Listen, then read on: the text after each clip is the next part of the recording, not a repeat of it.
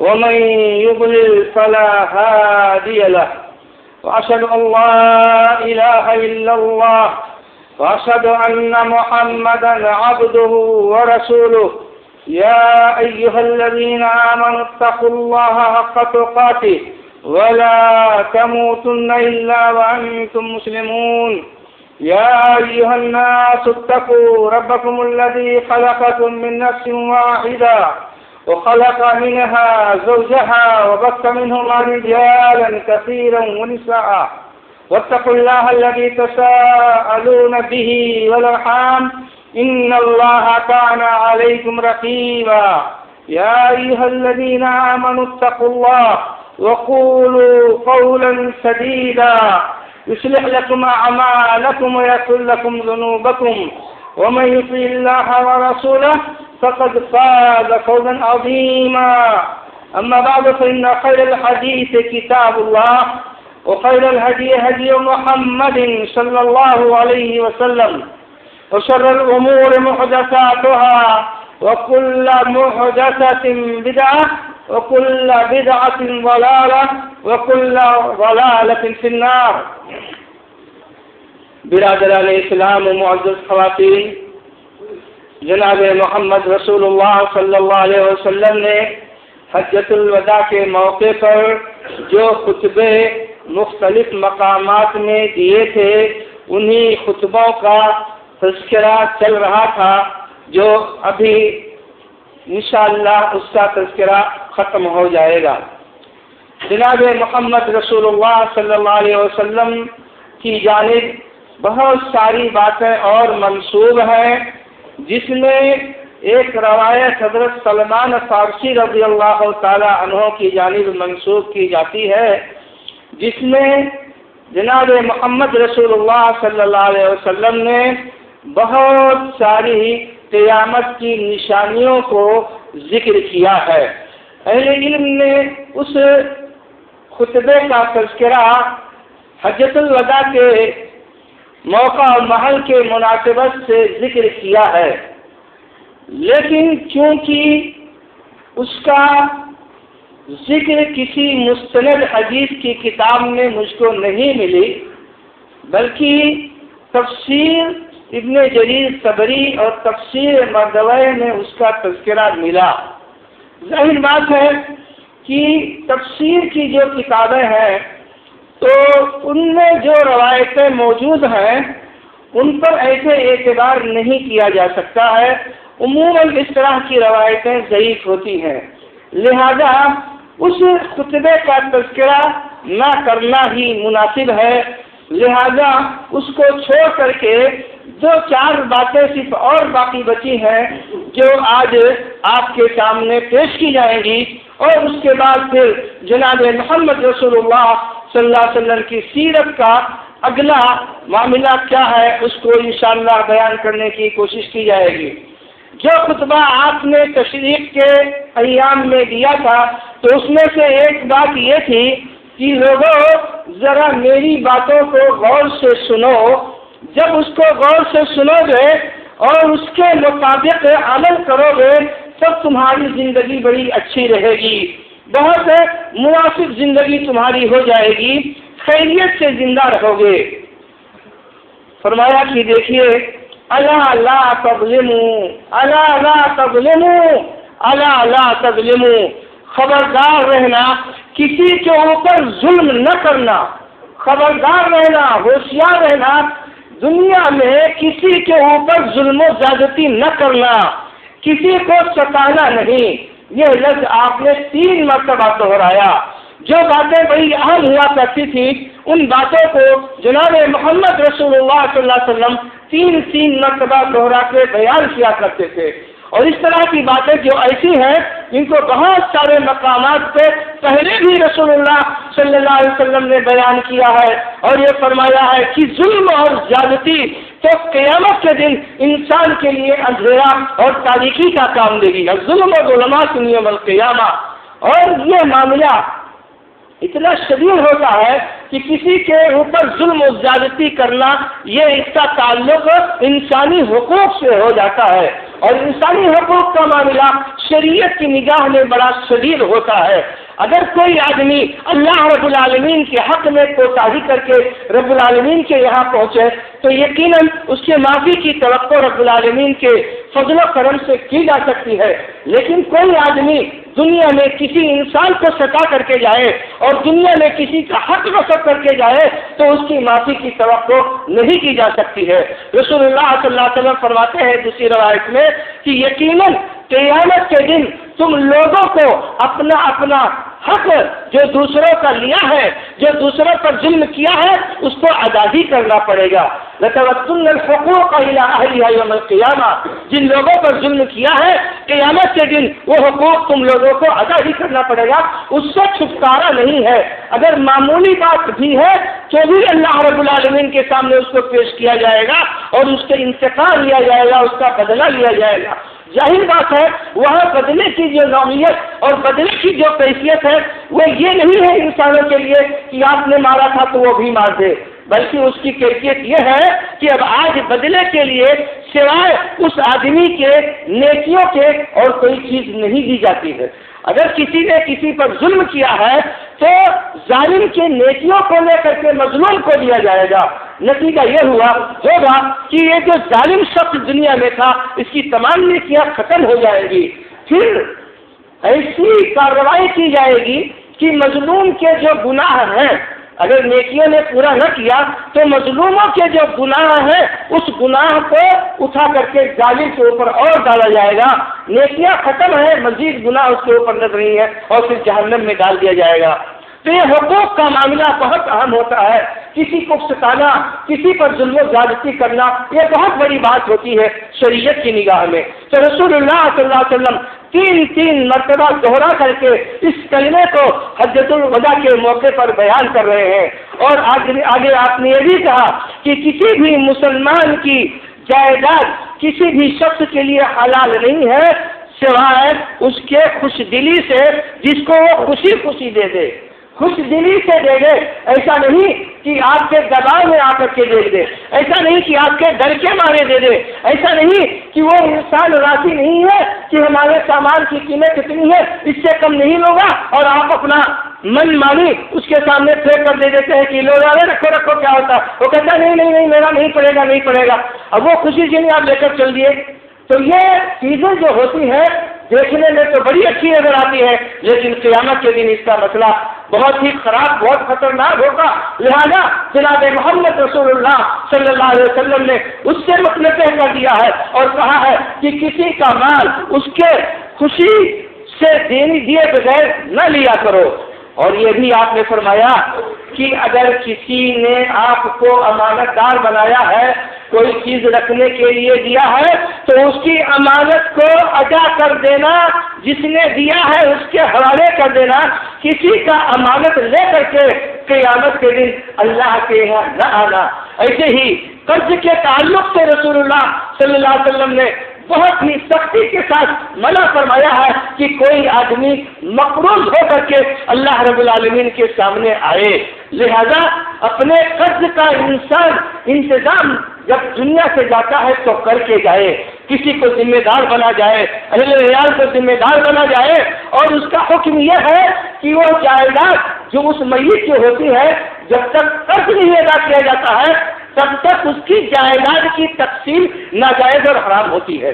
اتنا اہم مسئلہ قرض کو رسول اللہ صلی اللہ علیہ وسلم نے قرار دیا ہے، کیونکہ وہ بھی ایک حق ہے اور بہت بڑا حق ہے، اس انسان کا حق ہے جس نے آپ کے اوپر احسان کیا ہے، جس نے آپ کے اوپر بھلائی کیا ہے، جو آپ کے مصیبت کے وقت کام آیا ہے، اور جو آپ کی ضرورت کو پوری کرنے کے لیے اپنا پیسہ ادا دیا، لیکن اب آپ کا کام ہو گیا تو ٹال مٹول کرتے ہو، بہانے کرتے ہو، تاریخ پہ تاریخ دیتے ہو، اور پھر آگے چل کر کے مسئلہ جا کر کے نزاع تک پہنچ جاتا ہے۔ تو میرے بھائیوں، یہ وہ چیزیں ہیں جس کا خیال رکھنا ایک مومن کے لیے انتہائی ضروری ہے۔ رسول اللہ صلی اللہ علیہ وسلم نے فرمایا کہ لوگوں اپنے رب سے ڈرتے رہنا، اپنے رب سے ڈرتے رہنا، اور جو بھی قدم اٹھانا تو اس میں یہ دیکھنا کہ اللہ رب العالمین کی خوشنودی اس سے حاصل ہوتی ہے یا یہ کہ اللہ رب العالمین کہیں ناراض ہو جائے گا۔ لہذا اللہ سے ڈر کر کے اپنا کام دنیا میں کرنا، اور 5 وقتہ جو نمازیں ہیں اس کو پابندی کے ساتھ ادا کرنا، 5 وقت کی نمازوں کو ادا کرنا، اور رمضان کے مہینے کے روزوں کو رکھنا، اس کو جتنا اللہ نے 1 مہینے کا واجب کر دیا ہے تو اس کی پابندی کرنا اور ان روزوں کو ادا کرنا قاعدے کے ساتھ، اصول اور ضابطے کے ساتھ۔ اور آپ نے فرمایا کہ دیکھو جو اللہ رب العالمین نے تم لوگوں کو مال دیا ہے تو اس میں سے جو زکوٰۃ جو حق ہوتا ہے اس زکوٰۃ کو ادا کرتے رہنا، اور خانہ کعبہ کی زیارت کرنے کا جو 1 مرتبہ اللہ رب العالمین نے جو اس کے لائق ہے ان پہ فرض کیا ہے تو خانہ کعبہ کا حج کرنا۔ اور اسی طریقے سے آپ نے یہ فرمایا کہ جو تمہارے عمرا ہیں، جو تمہارے حکام ہیں، جو تمہارے ذمہ دار ہیں تو ان لوگوں کی اطاعت اور فرما برداری کرنا، ان کی باتوں کو سننا اور ان کے کہنے کے مطابق عمل کرنا۔ اگر تم ایسا کرو گے تو نتیجہ اور خلاصہ کیا ہوگا؟ تدخلوا جنت ربکم، اپنے رب العالمین کے جنت میں داخل ہو جاؤ گے۔ یہ وہ 5 باتیں ہیں جن کو 5 باتیں وہ ہیں جن کو دین اسلام کہا جاتا ہے۔ اور 6ٹھی بات ایک اہم بات تھی، اطاعت اور فرما برداری اپنے ذمہ داروں کی کرنا، تو یہاں اس کا اضافہ اللہ کے رسول صلی اللہ علیہ وسلم نے کیا ہے۔ تو اس طریقے سے یہ جناب محمد رسول اللہ صلی اللہ علیہ وسلم کے جو خطبے تھے یہاں آ کر کے بات مکمل ہوتی ہے، ختم ہوتی ہے۔ یہ وہ خطبے ہیں جو آپ نے حج کے ایام میں کبھی مینا میں، کبھی مزدلفہ میں، کبھی عرفات میں آپ نے جو خطبہ دیا تھا تو ان خطبوں کا سلسلہ یہاں پر اب آ کے ختم ہوتا ہے۔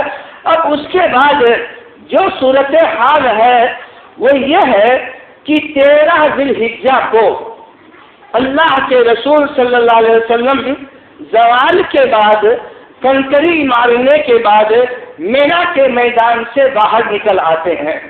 مینا کے آگے اس مقام پر جس کو وادی محسب کہا جاتا ہے یا جس کو وادی بطحا کہا جاتا ہے یا جس کو خیط بنی کنانہ کہا جاتا ہے، یہ وہ مقام تھا جہاں پر کفار نے رسول اللہ صلی اللہ علیہ وسلم اور مسلمانوں کے خلاف جو معاہدہ کیا تھا اسی مقام پر بیٹھ کر کے کیا تھا۔ رسول اللہ صلی اللہ علیہ وسلم آتے تھے تو یہی قیام کرتے تھے۔ تو اب حج کرنے کے بعد مینا کے میدان کو آپ نے 13ویں تاریخ کو کنکری مارنے کے بعد چھوڑ دیا اور آ کر کے اس میدان میں آپ نے اور صحابہ کرام جن کو مدینہ منورہ جانا تھا انہوں نے بھی آ کر کے یہی قیام کیا۔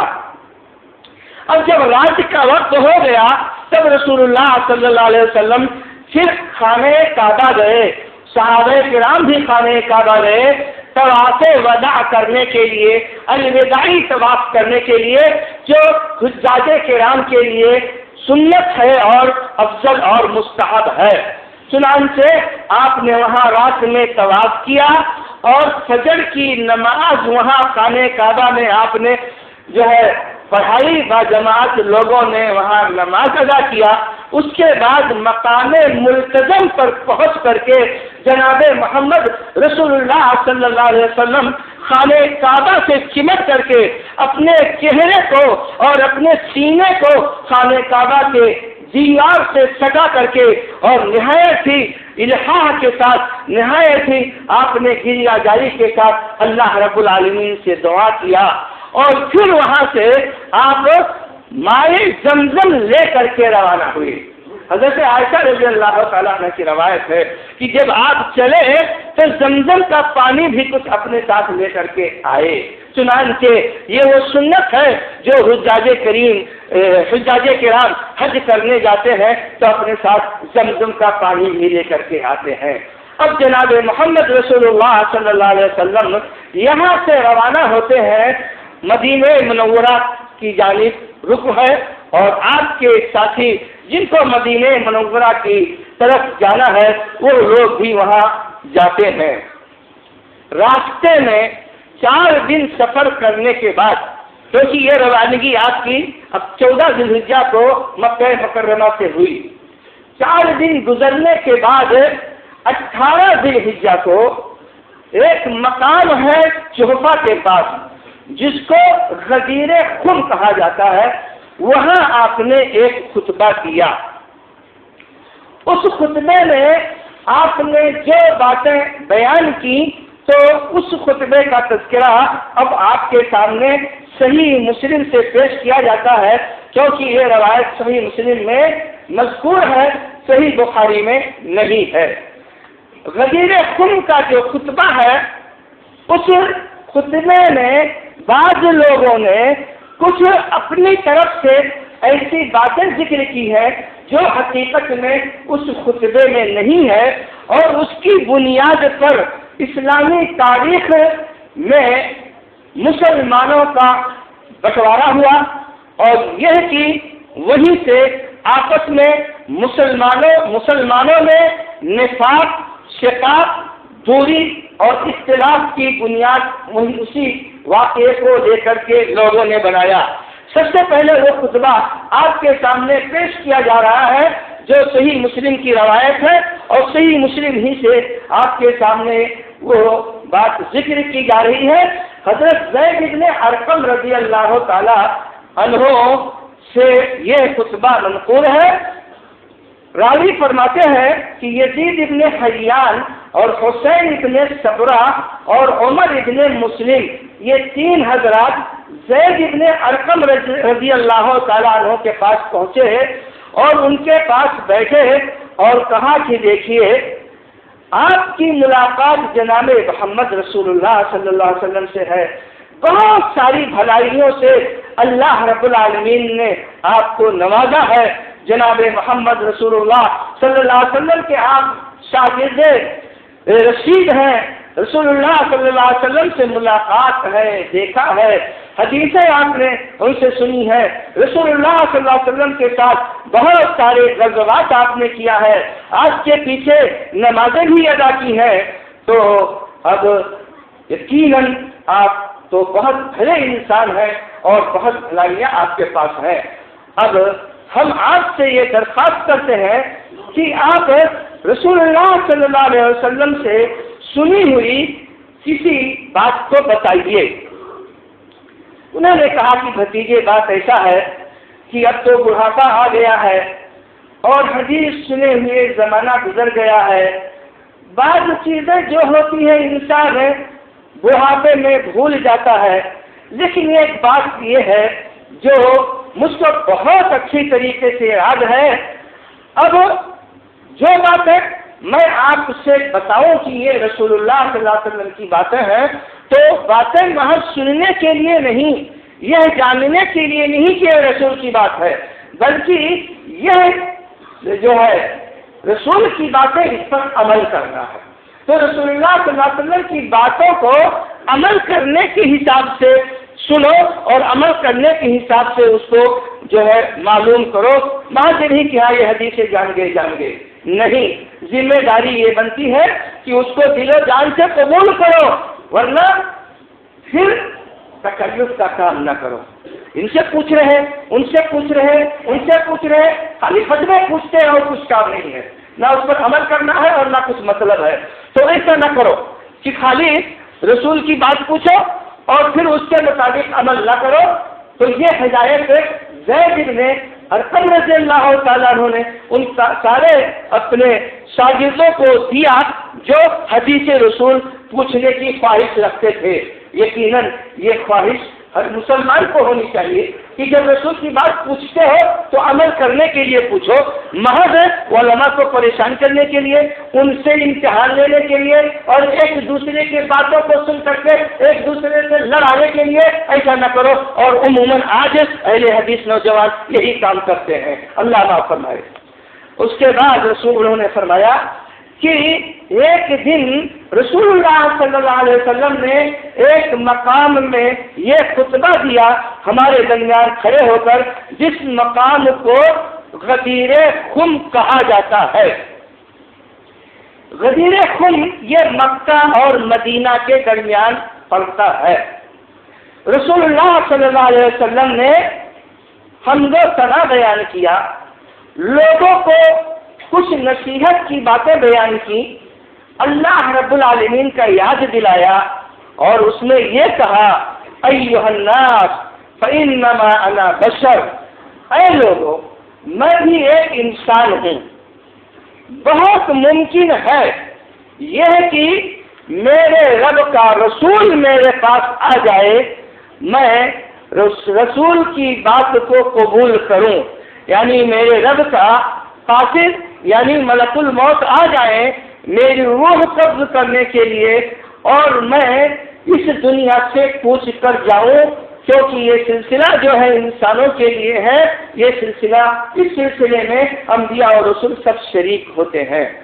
اس سے پہلے بھی اس قسم کی باتوں کا تذکرہ آپ کے خطبے میں بھی آیا ہے، اور جب اسی ایام تشریق میں وہ آیت وہ سورت نازل ہوتی ہے، سورہ عصر اذا جاء نصر اللہ والفتح ورأيت الناس يدخلون في دين الله افواجا فسبح بحمد ربك واستغفره انه كان توابا۔ یہ سورت بھی یہی نازل ہوئی ہے، الیوم اکملت لکم دینکم کے بعد یہ سورت نازل ہوئی ہے۔ تو بہرحال یہ سورت جب نازل ہوئی تو اس میں بھی جناب محمد رسول اللہ صلی اللہ علیہ وسلم کے وفات کی جانب اشارہ کیا گیا ہے کہ اب آپ کا کام ہو چکا ہے، لہذا اب اللہ رب العالمین کی حمد و ثنا بیان کیجیے، اللہ کی عبادت کیجیے، آپ کا کام گویا کہ اب ختم ہے۔ تو اس سے پہلے بھی رسول اللہ صلی اللہ علیہ وسلم نے اس طرح کی باتیں کہی، وہی بات آپ نے یہاں بھی کہی کہ میری وفات ہو سکتا ہے کہ قریب ہی میں ہو جاؤ اور میں اللہ رب العالمین کے ہاں چلا جاؤں، اس دنیا میں نہ رہوں، تو میں آپ لوگوں کے اوپر دو بوجھ چھوڑ کر کے جاتا ہوں۔ ان دونوں بوجھوں کو بہت اچھی طریقے سے آپ لوگوں کو سنبھالنا ہے۔ پہلی یہ کہ اللہ رب العالمین کی کتاب، اسی میں اللہ رب العالمین کی جانب سے ہدایتیں ہیں، یہ کتاب اللہ رب العالمین نے تمہارے لیے روشنی کے طور پر نازل فرمایا ہے، اسی کو دیکھ کر کے تم کو ہدایت ملے گی اور اسی کے ذریعے سے تم کو صحیح راستہ معلوم ہوگا، لہذا اللہ رب العالمین کی کتاب کو مضبوطی سے لے لینا اور بہت ہی اچھی طریقے سے اس کو پکڑنا، یعنی دل و جان سے اس کے مطابق عمل کرنا، یہ پہلی ذمہ داری ہے۔ چنانچہ رسول اللہ صلی اللہ علیہ وسلم نے اللہ رب العالمین کی کتاب پر عمل کرنے کے لیے لوگوں کو ابھارا اور اس کی ترغیب دی۔ اس کے بعد آپ نے فرمایا اور میرے اہل بیت ہیں، میرے اہل بیت ہیں، میں اہل بیت کے بارے میں تم لوگوں کو نصیحت کرتا ہوں اور اللہ رب العالمین کی یاد دلاتا ہوں کہ میرے اہل بیت کے بارے میں تم لوگ غلط فہمی کا شکار نہ ہونا، ان کی عزت اور ان کی خاطر کو اپنے دل و دماغ میں بسا لینا، ان لوگوں سے دشمنی نہ رکھنا۔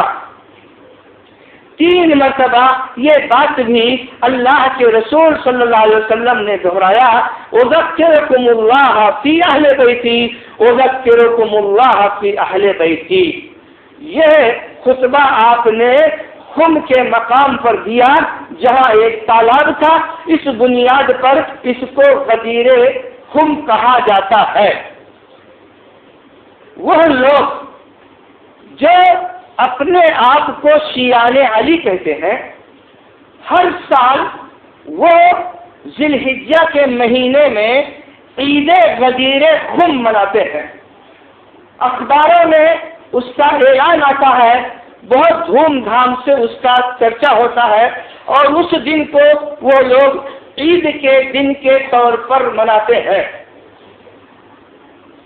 ان کا یہ کہنا ہے کہ جب رسول اللہ صلی اللہ علیہ وسلم نے غدیر خم پر خطبہ دیا تھا تو آپ نے حضرت علی رضی اللہ تعالی عنہ کا ہاتھ اپنے ہاتھ میں لے کر کے اوپر کیا اور یہ کہا کہ علی وصی و خلیفۃ من بعدی، کہ علی یہ میرے وصی ہیں، یعنی خلیفہ بننے کے لیے میں ان کو وصیت کرتا ہوں اور خلیفہ میرے بعد یہی رہیں گے۔ اسی میں ایک لفظ اور ہے جو سنن ترمذی میں موجود ہے کہ من کنت مولاہ فعلی مولاہ، میں جس کا حامی اور مددگار ہوں اس کے حامی اور مددگار علی بھی ہیں۔ تو ان لوگوں کا کیا کہنا ہے کہ غدیر خم کے خطبے میں اللہ کے رسول نے یہ دو باتیں فرمائی تھی۔ ایک تو بالکل کنفرم تھا کہ حضرت علی رضی اللہ تعالیٰ عنہ یہ میرے بعد خلیفہ بنائے جائیں گے۔ چنانچہ اس بنیاد پر وہ لوگ اس دن کو عید کا دن مناتے ہیں کہ اس دن اللہ کے رسول نے حضرت علی کو خلیفہ بنایا، لہذا اس دن کو عید کا دن منانا چاہیے۔ حالانکہ حقیقت یہ ہے کہ یہ فکر کہ حضرت علی یہ رسول اللہ صلی اللہ علیہ وسلم کے وصی ہیں اور ان کے بعد خلیفہ ہیں، یہ فکر اصلاً عبداللہ ابن سبا کا دیا ہوا ہے، اس سے پہلے یہ چیز کہیں منقول نہیں ہے۔ شیعان یہ کہتے ہیں کہ جتنے لوگ وہاں موجود تھے سب لوگوں نے اس بات کو چھپا لیا، نعوذ باللہ۔ جتنے صحابہ کرام تھے اتنی بڑی تعداد، اور جو رسول اللہ صلی اللہ علیہ وسلم سے میدان عرفات میں اور میدان مینا میں یہ وعدہ کر کے نکلے تھے کہ ہاں آپ کی باتوں کو پہنچائیں گے اور اس میں کوئی کمی کوتاہی نہیں کریں گے، ان صحابہ کرام کے بارے میں کہتے ہیں تمام کے تمام لوگوں نے اس بات کو چھپا لیا، کسی نے اس کو واضح نہیں کیا، اور سب لوگوں نے مل کر حضرت ابو بکر کو خلیفہ بنا لیا۔ لہذا ان لوگوں نے ظلم کیا، حضرت علی کے خلاف حضرت عمر فاروق نے ظلم کیا، حضرت عثمان نے ظلم کیا، سارے صحابہ کرام نے ظلم کیا، لہذا یہ سب کے سب غاصب ہوئے، یہ سب کے سب ظالم ہوئے، اور نعوذ باللہ یہ سب کے سب مرتد ہو گئے۔ اس ایک گڑھی ہوئی بات کو بنیاد بنا کر کے انہوں نے اپنا یہ مزاج بنایا، اور اسی مزاج کو لے کر کے آج تک جب سے ان کی یہ بات اب جو ہے منظر عام پر آئی، تب سے یہ سمجھیے کہ اس چیز کو لے کر ہر محرم کے مہینے میں صحابہ کرام کو گالیاں دیتے ہیں اور تبرہ بازی کرتے ہیں۔ تبرہ بازی کا مطلب اپنی ناراضگی اور بیزاری کا اظہار کرنا۔ تو اس طریقے سے یہ اسی مہینے میں، محرم کے مہینے میں یہ سب کام کرتے ہیں، اس روایت میں اس گڑھی ہوئی باتوں کو بنیاد بنا کر کے۔ وہ بات کیوں گڑھی ہوئی ہے؟ مان لیجیے، فرض کیجیے جو ناممکن ہے کہ سارے صحابہ نے اس کو چھپا لیا، اس میں مرد بھی تھے، عورتیں بھی تھیں، چھوٹے بڑے ہر قسم کے لوگ تھے، حضرت علی کے گھرانے والے بھی تھے، اعلی فیض کے لوگ بھی تھے، تو آخر یہ بات کیسے چھپی کی چھپی رہ گئی، کسی کو پتہ نہیں چلا، تو پھر آپ لوگوں کو کیسے پتہ چلا؟ بہرحال یہ بات جھوٹی ہے، گڑھی ہوئی ہے۔ اگر یہ بات سچی ہوتی تو حضرت علی رضی اللہ تعالیٰ عنہ کو یہ بات معلوم ہوتی کہ نہیں ہوتی؟ یقیناً کسی کو نہیں معلوم ہوتی، سارے لوگ چھپائے ہوتے تو ان کو تو یہ بات معلوم ہوتی، لیکن حضرت علی رضی اللہ تعالیٰ عنہ کو یہ بات نہیں معلوم تھی۔ کیسے پتا؟ اس طرح سے پتا کہ جب رسول اللہ صلی اللہ علیہ وسلم کی وفات ہو رہی تھی، وفات سے 3 دن پہلے کی بات ہے، پیر کو وفات ہوئی ہے، یہ سنیچر کی بات ہے۔ حضرت علی رضی اللہ تعالیٰ عنہ رسول اللہ صلی اللہ علیہ وسلم کی عیادت کر کے باہر آئے، حضرت عباس ملے، ان سے پوچھا رسول اللہ صلی اللہ علیہ وسلم کی طبیعت کیسی ہے؟ کہا اچھی ہے۔ کہا اچھی کہتے ہو؟ دیکھو رسول اللہ صلی اللہ علیہ وسلم 3 دن کے بعد نہیں رہیں گے، کیونکہ ہمارے خاندان کے لوگوں کے چہرے وفات سے 3 دن پہلے ایسے ہی ہو جاتے ہیں، بہت اچھے نظر آتے ہیں، بہت بھلے نظر آتے ہیں، معلوم ہوتا ہے کہ یہاں سب کچھ ٹھیک ٹھاک ہے، لیکن تیسرے دن وفات ہو جاتی ہے۔ تو میں سمجھتا ہوں کہ اب رسول اللہ صلی اللہ علیہ وسلم کی وفات ہو جائے گی، لہذا چلو ہم اور تم دونوں چلتے ہیں اور رسول اللہ صلی اللہ علیہ وسلم سے اس مسئلے یعنی خلافت کے بارے میں وضاحت طلب کر لیتے ہیں۔ اگر یہ اپنے خاندان کے اندر رہنے والی چیز ہے تو ٹھیک ہے، اور اگر کسی دوسرے خاندان میں جانے والی ہے، کسی اور کے ہاتھوں میں جانے والی ہے، ہم لوگوں کے ہاتھوں سے نکل کر کے، تو ہم لوگ اللہ کے رسول صلی اللہ علیہ وسلم سے درخواست کریں گے کہ ہم لوگوں کے نام کر دیجیے، نامزد کر دیجیے آپ۔ حضرت علی نے کہا کہ میں تو نہیں جاؤں گا۔ حضرت علی نے کیا کہا؟ میں تو نہیں جاؤں گا۔ کیوں نہیں جاؤں گا؟ اس لیے نہیں جاؤں گا کہ اگر رسول اللہ صلی اللہ علیہ وسلم کہتے ہیں کہ نہیں یہ ہمارے خاندان میں نہیں رہے گی، یا اہل بیت میں نہیں رہے گا، یا اللہ کے رسول صلی اللہ علیہ وسلم ہم لوگوں کے کہنے اور اصرار کرنے کے باوجود بھی نامزد نہیں کیا، تو قیامت تک لوگ ہم لوگوں کو اس منصب پر نہیں آنے دیں گے، لہذا نہیں جاؤں گا میں تو رسول اللہ صلی اللہ علیہ وسلم پر۔ میرے بھائیوں، یہ وفات کے 3 دن پہلے کی بات ہے، اور غدیر خم کا واقعہ 18 ذی الحجہ کی بات ہے۔ اب بھلا بتائیے، اگر حضرت علی رضی اللہ تعالیٰ عنہ کو وہ بات معلوم ہوتی کہ رسول اللہ صلی اللہ علیہ وسلم نے ہم کو خلیفہ بنایا ہے، تو سیدھے وہ بولتے نا کہ چچا آپ پریشان کیوں ہو، خلیفہ تو رسول نے مجھ کو بنایا ہے، میرا حق ہے، تو اس میں پریشانی کی کیا بات ہے؟ وہ کیا کہتے ہیں کہ نہیں میں نہیں پوچھوں گا، اگر رسول نے کہا نہیں تم کو نہیں دیں گے تو پھر قیامت تک ہم لوگوں کو نہیں ملے گا۔ تو بھلا بتائیے کہ وہ بات صحیح ہے جو لوگ اڑاتے ہیں، یا حضرت علی اور حضرت عباس رضی اللہ عنہ کی یہ بات صحیح ہے؟ آگے کیا ہوا؟ لوگوں نے حضرت ابوبکر کو خلیفہ بنایا، حضرت عمر کو خلیفہ بنایا، تب بھی حضرت علی نے اپنی زبان سے یہ بات نہیں کی کہ میں خلیفہ ہوں۔ حضرت عثمان کو بنانے کی بات آئی تو حضرت علی کا نام بھی آیا مسلمانوں ہی کی طرف سے، صحابہ کرام ہی کی طرف سے۔ کچھ لوگ ان کا نام پیش کر رہے تھے اور زیادہ تر لوگ حضرت عثمان کا نام پیش کر رہے تھے۔ حضرت عبد الرحمن ابن عوف رضی اللہ تعالیٰ عنہ کو ان لوگوں نے ذمہ دار بنایا تھا کہ آپ خلیفہ منتخب کر دیجیے، جن کو حضرت عمر نے ذمہ دار بنایا تھا۔ مجلس شورا کے 6 لوگوں سے کہا تھا کہ بھائی آپ لوگ جس کو سمجھیے گا کر دیجیے گا، تو ان لوگوں نے بھی حضرت عبد الرحمن ابن عوف کو ذمہ دار بنایا۔ حضرت عبد الرحمن ابن عوف نے انصار سے مشورہ کیا، مہاجرین سے مشورہ کیا، اور جو فوجی مختلف جگہوں پہ فوجی جو جنرل تھے مجاہدین، ان سے مشورہ کیا کہ آخر کس کو بنایا جائے۔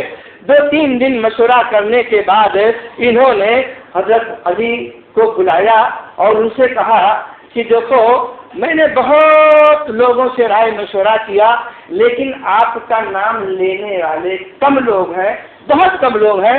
حضرت عثمان کے مقابلے میں آپ کو لوگ ترجیح نہیں دے رہے ہیں، لہذا اگرچہ 2 نام آیا میرے سامنے، اس لیے گویا کہ آپ اس وقت خلیفہ نہیں بن سکتے، اور خلیفہ میں اس بنیاد پر کہ زیادہ تر لوگ ان کی جانب مائل ہیں اور ان کا نام پیش کر رہے ہیں، اس لیے میں ان کو خلیفہ بنانا چاہتا ہوں۔ انہوں نے یہ نہیں کہا کہ بھائی میں خلیفہ ہوں، ان کو کیوں بناؤں گے، اور بالآخر خلیفہ بنایا گیا، اور فوراً حضرت علی رضی اللہ تعالیٰ عنہ نے بیعت کر لیا۔ اس سے پہلے بھی جو خلفاء تھے ان کے ہاتھ پر بیعت کیا، ان کے ساتھ مل جل کر کے کام کرتے رہے، اور جب حضرت علی رضی اللہ تعالیٰ عنہ کو وہ لوگ خلیفہ بنا رہے تھے جنہوں نے حضرت عثمان رضی اللہ تعالیٰ عنہ کو شہید کیا تھا، حضرت علی رضی اللہ تعالیٰ عنہ کسی بھی صورت اس کے لیے تیار نہیں رہے تھے، تیار ہی نہیں ہو رہے تھے۔ کہہ رہے تھے کہ دیکھو آپ لوگ میرے علاوہ کسی اور کو دیکھ لو، میں وزیر بن کر کے رہوں، یہ زیادہ بہتر ہے کہ میں امیر بن کر کے رہوں۔ کیا کہتے ہیں؟ یہ انہی لوگوں کی روایت، یہ شیعوں ہی کی روایت، کہ انہوں نے کہا کہ میں تمہارا وزیر بن کر کے رہوں، اس سے بہتر ہے کہ میں تمہارا امیر بن کر کے رہوں، اس سے بہتر ہے کہ میں تمہارا وزیر بن کر کے رہوں۔ نیز انہوں نے یہ بھی کہا کہ دیکھو تم لوگ جس کو چاہو خلیفہ بنا لو، اور میں ان کی اطاعت اور فرما برداری کروں گا، جو ذمہ داری اللہ اور اس کے رسول نے دی ہے عمرا اور خلفاء کی اطاعت اور فرما برداری کرنے کی، میں کرتا رہوں گا، ایسی کوئی بات نہیں ہے۔ لیکن وہ تیار نہیں ہو رہے تھے. بہرحال جو ہے ان میں باغیوں کا جو سردار تھا اشتر، اس نے ہاتھ پکڑ کر کے کہا کہ نہیں، میں آپ کے ہاتھ پر بیعت کرتا ہوں خلیفہ. اور پھر اور لوگوں نے بیعت کر لیا، اور لوگوں نے بیعت کر لیا تو سب لوگوں نے بیعت کر لیا، بات پوری ہو گئی. وہ خلیفہ نہیں تھے.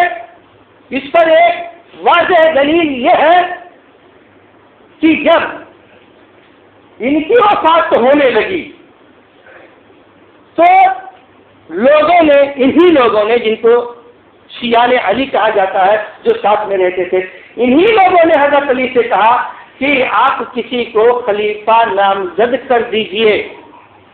حضرت علی نے کہا کہ دیکھو میں تم کو ویسے ہی چھوڑ کر جاؤں گا جیسے کہ جناب محمد رسول اللہ صلی اللہ علیہ وسلم چھوڑ کر گئے تھے. آپ بالکل نام لے کر کے کسی کے بارے میں نہیں کہہ گئے تھے کہ یہ خلیفہ ہے. اشارات بھلے تھے حضرت ابوبکر صدیق کے بارے میں، لیکن ایسے کنفرنس کلیئر آپ نے کہا ہو کہ یہ خلیفہ ہے، ایسا رسول اللہ صلی اللہ علیہ وسلم نے نہیں کیا. لہذا میں بھی ایسا نہیں کروں گا. اللہ رب العالمین کی مرضی ہوگی، وہاں اللہ رب العالمین آپ لوگوں کو اکٹھا کر دے گا. چنانچہ ان کی وفات ہو گئی، کسی کو انہوں نے خلیفہ نہیں بنایا.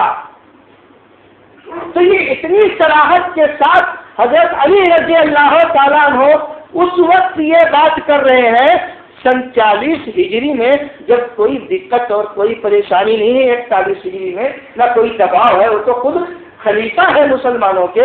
اس وقت یہ بات فرما رہے ہیں کہ رسول اللہ صلی اللہ علیہ وسلم نے کسی کو نامزد نہیں کیا.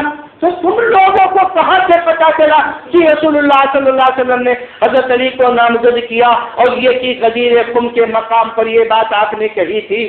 لہذا اس سے واضح ہوتا ہے کہ یہ باتیں گڑھی ہوئی ہیں، یہ باتیں بنائی ہوئی ہیں، اور اسی گڑھی ہوئی باتوں کو ایسا بنیاد بنا لیا ہے جس سے شیعہ اور سنی کبھی اکٹھا ہو ہی نہیں سکتے ہیں. یہ مسئلہ دراصل حضرت علی رضی اللہ تعالیٰ عنہ کی وصیت کا جو مسئلہ ہے، یہ عبداللہ ابن سبا کا دیا ہوا ہے. عبداللہ ابن سبا ایک یہودی آدمی تھا، دین اسلام میں ظاہر طور سے داخل ہوا تاکہ اس دین میں طرح طرح کی بدعتوں کا ایجاد ہو جائے. جیسے کورس میں یہ یہودی تھا، عیسائیت میں داخل ہو کر کے عیسائیت کی دھتیاں چھوڑ دی اس نے، تو ایسے اس کا بھی ارادہ، اس کی بھی کوشش تھی.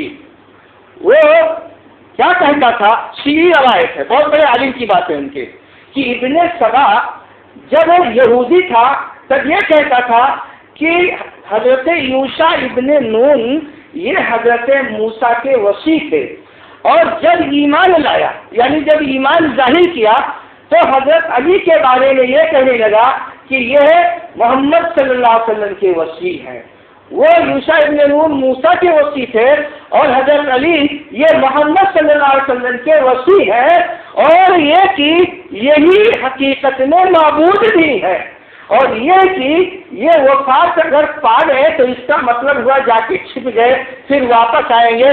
رجعت کا عقیدہ جس کو کہا جاتا ہے. حضرت علی رضی اللہ تعالیٰ عنہ کے نام پر ایسے طرح طرح کی باتیں گھٹتا تھا اور ادھر ادھر منتشر کرتا تھا.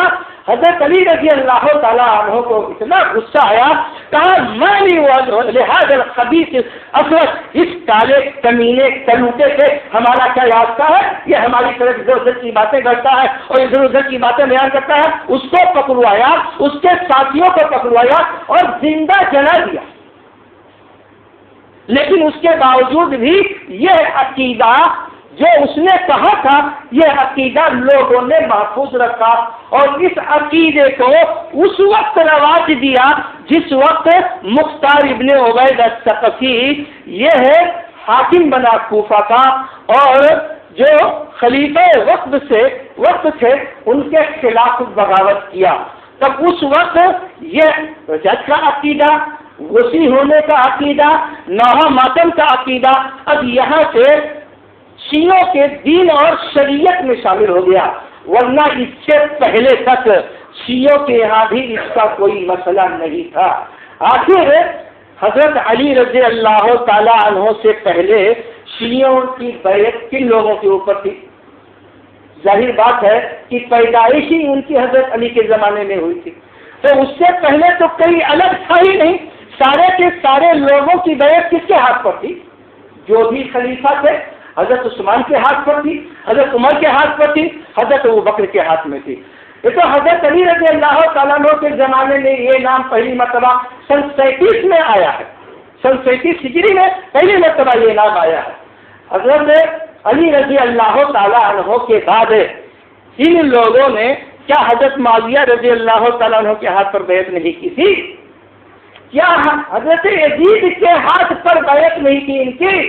کیا یہ کوفہ والوں کا کوئی اور خلیفہ تھا؟ نہ کوئی خلیفہ مختار سے پہلے. آخر کوفہ والوں پر حاکم یزید بن معاویہ رحمہ اللہ علیہ کا حاکم تو تھا. کوفہ والے آخر انہی کے اوپر چہار بیعت کیے ہوئے تھے. آخر کوفہ والوں ہی نے حضرت حسین رضی اللہ تعالیٰ عنہ کے ساتھ غداری کی، تو اس وقت نہیں سمجھتے تھے خلافت کے مسئلے کو. اور حضرت مسلم نے عقیل کو پانی بھی نہیں دیا.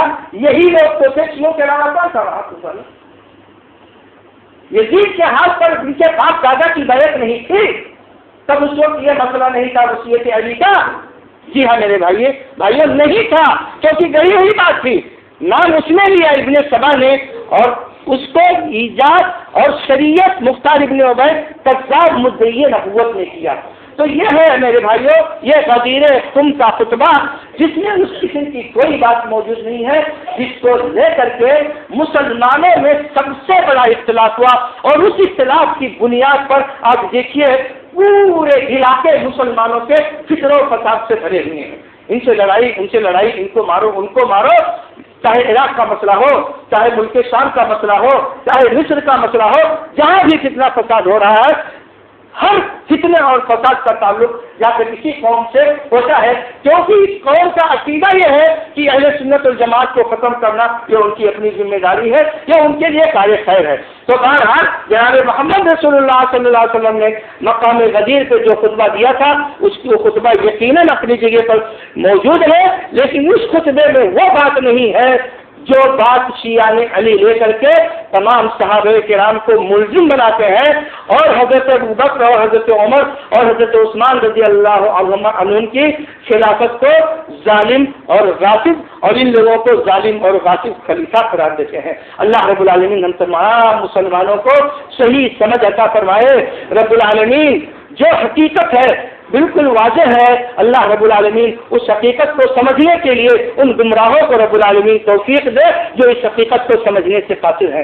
اللہ رب العالمین تمام مسلمانوں کی گناہوں اور غلطیوں کو معاف فرما دے. ہمارے الہ جب تک ہم اس دنیا میں زندہ رہے عزت احترام کے ساتھ دین اسلام پر زندہ رہے اور ہمارا خاتمہ ہو تو ایمان پر ہو. آمین یا رب العالمین. اقول قولی ھذا واستغفر اللہ لی ولکم ولسائر المسلمین من کل ذنب فاستغفروه انه هو الغفور الرحیم.